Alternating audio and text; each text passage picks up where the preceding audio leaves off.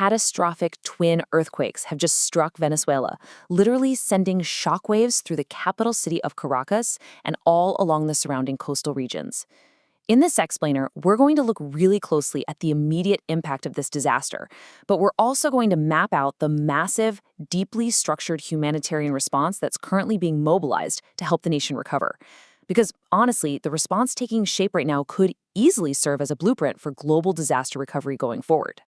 To give you a sense of the sheer scale here, the immediate human toll is just devastating. Interim President Delcy Rodriguez has announced that at least 32 people have tragically lost their lives, and over 700 are injured.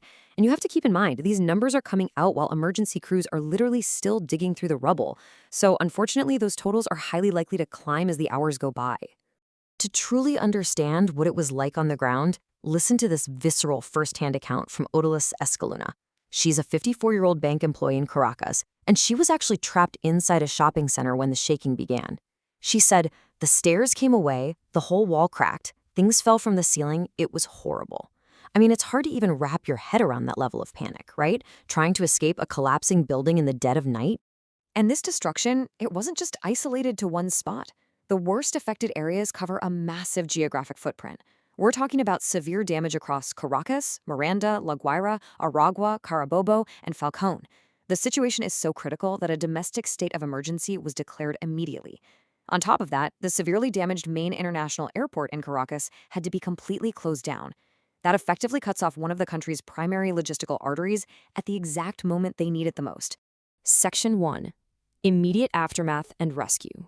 So what we're seeing right now is a really striking contrast between the localized chaos and a very rapid international response. On the ground, domestically, it is incredibly distressed. Mobile phone signals are completely down in many areas, meaning families are cut off from one another, which obviously just deepens the terror. But at the exact same time, there's been this swift influx of international humanitarian aid offers. The United States announced it's deploying a disaster response team, while regional leaders like El Salvador's President Nayib Bukele and Ecuador's President Daniel Noboa have ordered the immediate delivery of humanitarian assistance. It's remarkable to see them essentially set aside any geopolitical differences for the sake of immediate human survival.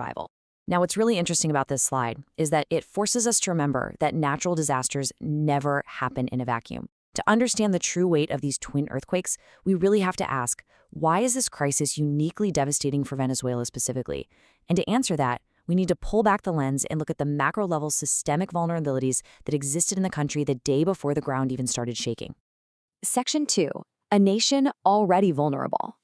Think about this. Nearly 8 million Venezuelans have left the country in recent years. That leaves a remaining population of about 28.5 million. This massive pre-existing migration crisis means that a significantly shrinking labor force is now left behind to support an aging population as well as a sizable youth cohort.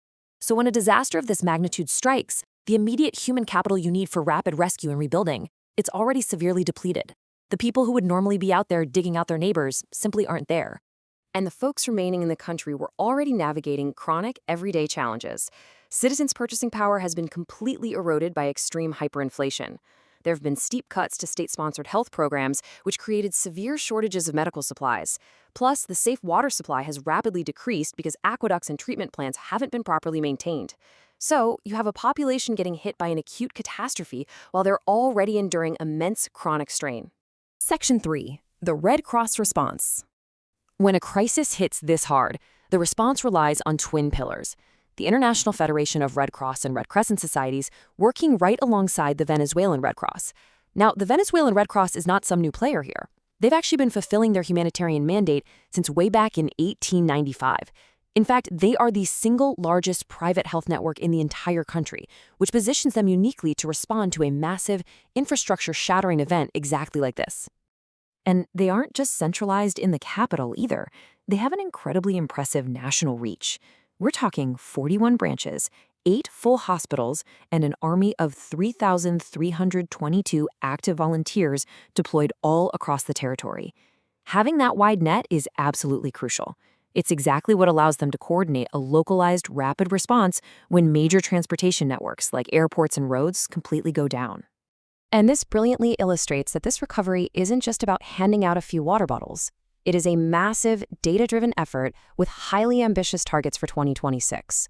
They're aiming to reach 84,000 people for health and well-being, 30,000 people dealing with migration and displacement, and 20,000 people directly impacted by disasters and crises.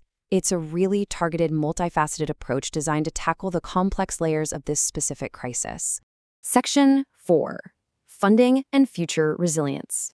Of course, to fuel a recovery machine of this magnitude, you need resources.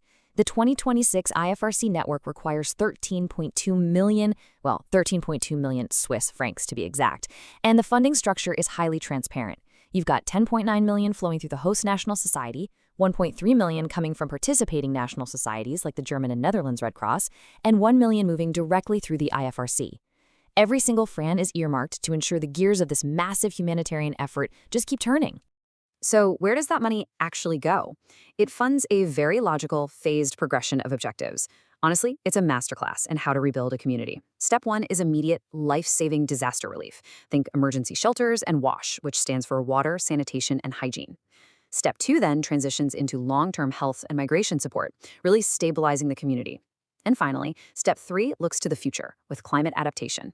They're out there training community brigades and implementing early warning systems, so the next time a natural disaster hits, these communities are far more prepared. As we wrap up this explainer, I really want to leave you with this final thought. How does a nation rebuild when natural disasters collide head-on with complex socioeconomic crises? The situation in Venezuela right now is a stark reminder of just how fragile our systems can be. But at the same time, it's a huge testament to the incredible, structured resilience of humanitarian networks that step right into the rubble to help a nation stand back up. The road ahead for Caracas and the coast is absolutely monumental, but this blueprint for recovery is already drawn, offering crucial lessons for disaster response worldwide. Thanks for joining me today to unpack this critical event.